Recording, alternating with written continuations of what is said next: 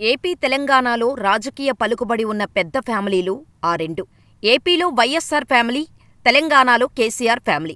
కానీ రెండు కుటుంబాల్లో రాజకీయ సఖ్యత లేదు. వైఎస్సార్ మరణం తర్వాత కొన్నాళ్లకు ఆ కుటుంబంలో అన్నాచెల్లెళ్ళు గొడవపడ్డారు, విడిపోయారు.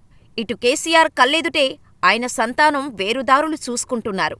అక్కడా ఇక్కడా పెద్దవాళ్లు ఏమీ చెయ్యలేని పరిస్థితి. వాళ్ళిద్దరినీ కూర్చోబెట్టి మాట్లాడలేని నిస్సహాయత. ఏపీలో కూతురికి మద్దతుగా నిలిచారు వైఎస్సార్ సతీమణి విజయమ్మ. మరి తెలంగాణలో కేసీఆర్ ఏవైపు ఉంటారు? కొడుక్కి మద్దతు తెలుపుతారా? కూతురి రాజకీయ భవిష్యత్తుకు అండగా నిలబడతారా? ప్రపంచంలో ఏ తల్లిదండ్రులైనా తమ బిడ్డలు కలిసిమెలిసి ఉండాలనుకుంటారు. కాని అది అన్ని కుటుంబాల్లో సాధ్యం కాదు. పైగా బిడ్డలిద్దరూ ఒకే రంగానికి చెందినవారైతే అది మరీ కష్టం. రాజకీయాలు కూడా అందుకు మినహాయింపు కాదు. పైగా రాష్ట్రాన్ని ఏలిన కుటుంబాల్లో అయితే ఆధిపత్య పోరు మరింత ఎక్కువగా ఉంటుంది. దానికి ప్రత్యక్ష ఉదాహరణలే వైఎస్సార్ కుటుంబం, కేసీఆర్ కుటుంబం. ఉమ్మడి ఏపీకి వైఎస్ రాజశేఖర్రెడ్డి ముఖ్యమంత్రిగా ఉన్నంతకాలం పిల్లలిద్దరూ పాలిటిక్స్లో పెద్దగా యాక్టివ్గా లేరు. అప్పట్లో జగన్ ఎంపీ అయినా కూడా వ్యాపారవేత్తగా బిజీగా ఉండేవారు. వైఎస్సార్ మరణం అనంతరం ఏకంగా ఆయన పార్టీ పెట్టడం, విభజన తర్వాత 5 ఏళ్లకు ఏపీకి సీఎంగా మారటం తెలిసిందే. ఈ క్రమంలో తన పార్టీ కోసం కష్టపడి పనిచేసిన చెల్లెలతో ఆయనకు విభేదాలు మొదలయ్యాయి. ఆస్తుల వద్ద వచ్చిన గొడవలు చివరకు రాజకీయంగా కూడా వారు వేరుదార్లు పట్టేలా చేశాయి. తెలంగాణలో సొంత పార్టీ పెట్టుకున్న షర్మిల చివరకు కాంగ్రెస్లో చేరి తిరిగి ఏపీ రాజకీయాల్లో యాక్టివ్ అయ్యారు. అన్నతో ఆమె ప్రత్యక్ష పోరుకు దిగారు. వైఎస్సార్ ఫ్యామిలీలో వచ్చిన విభేదాలు ఇప్పుడల్లా పరిష్కారమయ్యే అవకాశం కనపట్టం లేదు. అయితే ఈ విభేదాలలో కుటుంబ పెద్దగా ఉన్న తల్లి విజయమ్మ, కూతురు షర్మిలకు మద్దతుగా ఉన్నారు.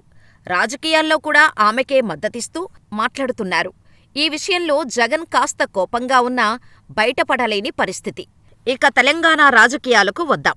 ఇక్కడ కేసీఆర్ ఫ్యామిలీలో వారసత్వ పోరు కొనసాగుతోంది. కేసీఆర్ తర్వాత నెక్స్ట్ ఎవరు అనే ప్రశ్నకు సరైన సమాధానం లేదు. వరుసగా 2 దఫాలు తెలంగాణలో అధికారంలోకి వచ్చిన బీఆర్ఎస్ 2023లో కూడా గెలిచి ఉంటే ముఖ్యమంత్రిగా కేటీఆర్ను ప్రకటించేవారనే ప్రచారం జరిగింది. కానీ బీఆర్ఎస్ గెలవలేదు. కేటీఆర్కు ఆ ఛాన్స్ రాలేదు. పోనీ వచ్చే ఎన్నికల నాటికి బలపడదామనుకుంటే ఈలోగా పార్టీలో ముసలం పుట్టింది. కూతురు కవిత రచ్చరచ్చ చేస్తున్నారు. ఆమె లేఖ సంచలనంగా మారింది. తండ్రికి పర్సనల్గా రాసిన ఆ లేఖ బయటపడటం మరింత సంచలనమైంది. దేవుళ్ళు, దెయ్యాలు అంటూ కవిత చేసిన వ్యాఖ్యలు మరింత గందరగోళానికి దారితీశాయి. కేటీఆర్, కవిత డైరెక్ట్ ఫైట్ జరుగుతోంది. ఇందులో విజేతలు బీఆర్ఎస్లో కేసీఆర్ వారసులుగా కొనసాగుతారు.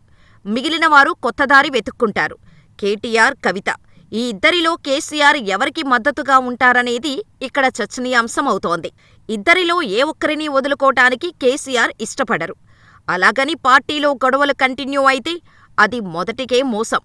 అందుకే ఇద్దరిలో ఒకరికి ఆయన మద్దతివ్వాలి. రాజకీయ వారసుడిగా కేటీఆర్ను ప్రకటించి ఆయనకే కేసీఆర్ మద్దతిచ్చే అవకాశాలు కనపడుతున్నాయి. అటు వైఎస్సార్ ఫ్యామిలీలో తల్లి కూతురు వైపు నిలబడగా, ఇటు కేసీఆర్ ఫ్యామిలీలో తండ్రి కొడుకునే సమర్థించబోతున్నట్టు పరిస్థితులు స్పష్టం చేస్తున్నాయి.